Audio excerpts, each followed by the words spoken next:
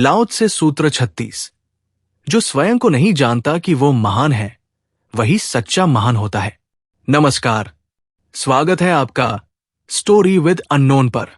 आज हम प्रवेश कर रहे हैं लाओ त्से के 36वें सूत्र में। ये सूत्र ताओ की उस विनम्र, अदृश्य और गहन उपस्थिति को दर्शाता है जो सब कुछ रचती है, सब कुछ पालती है और फिर भी कभी दावा नहीं करती।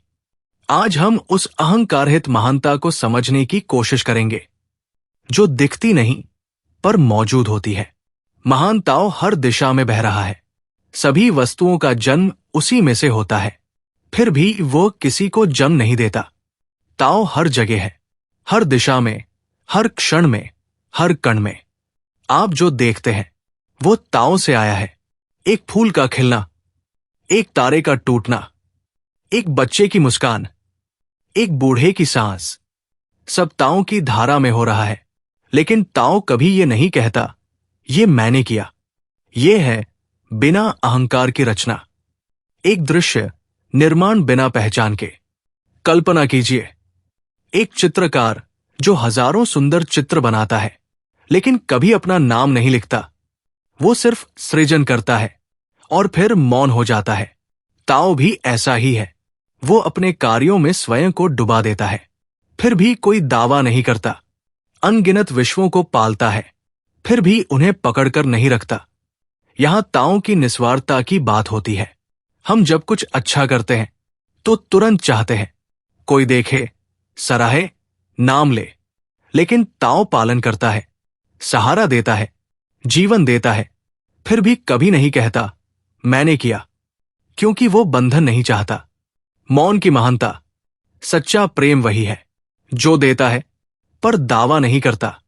सच्चा ज्ञान वही है जो सिखाता है पर दिखावा नहीं करता। सच्ची सेवा वही है जो सबको सहारा देती है लेकिन सेवक बनने की पहचान नहीं चाहती।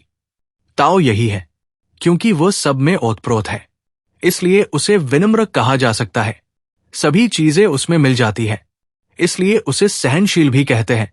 अब लाओ त्से हमें ताओ के गुणों से मिलवाते हैं। विनम्रता, क्योंकि ताओ सब कुछ है फिर भी खुद को कुछ नहीं कहता। सहनशीलता, क्योंकि वो सब कुछ स्वीकार करता है, सबको समेट लेता है। जैसे समुद्र, वो हर नदी को अपने में मिला लेता है, कभी शिकायत नहीं करता कौन गंदा है कौन साफ। ताओ भी वही है, एक महासागर जो सब कुछ समा लेता है। उसे महान कह सकते हैं क्योंकि उसे अपनी महानता का कुछ भी पता नहीं है, इसीलिए वो सच्चा महान है। ये सूत्र हमें सच्चे महानता का रहस्य बताता है। जो व्यक्ति कहता है कि मैं महान हूं, वो वास्तव में डर रहा है खो जाने से। पर जो व्यक्ति शांत है, मौन है, आत्मज्ञानी है, वो जानता है कि मैं कुछ नहीं हूं और इसी में सब कुछ हूं। एक कहानी जिसे खुद नहीं पता कि वो क्या है। एक गांव में एक बाबा थे। वो हर किसी की मदद करते थे, रात को रोटियां बांटते, दिन में बीमारों का इलाज करते। लोग उन्हें महात्मा कहते। किसी ने एक बार उनसे पूछा, बाबा आप तो भगवान जैसे हो। वो मुस्कुरा दिए, बोले मैं तो अपने भैंस के लिए घास काटने गया था, वो मिल गई, बाकी सब ताओ का खेल है। सूत्र 36 का सार। ताओ सब कुछ रचता है फिर भी दावा नहीं करता। ताओ सबको पालता है पर उन्हें बांधता नहीं।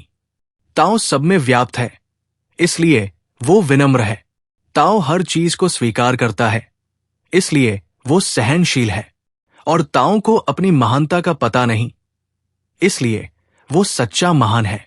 अब आपसे एक प्रश्न, क्या आप भी उस स्थिति में पहुंच सकते हैं जहां आप कुछ करें और फिर मौन हो जाए? क्या आप भी ताओ की तरह दे सकते हैं बिना नाम के? तो कमेंट करें।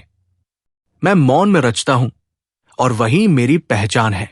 यदि ये सूत्र आपके भीतर कुछ हलचल कर गया हो तो इसे उस व्यक्ति से साझा कीजिए जो महानता को अभी दिखावे में समझता है। स्टोरी विद अननोन को सब्सक्राइब करना न भूलें।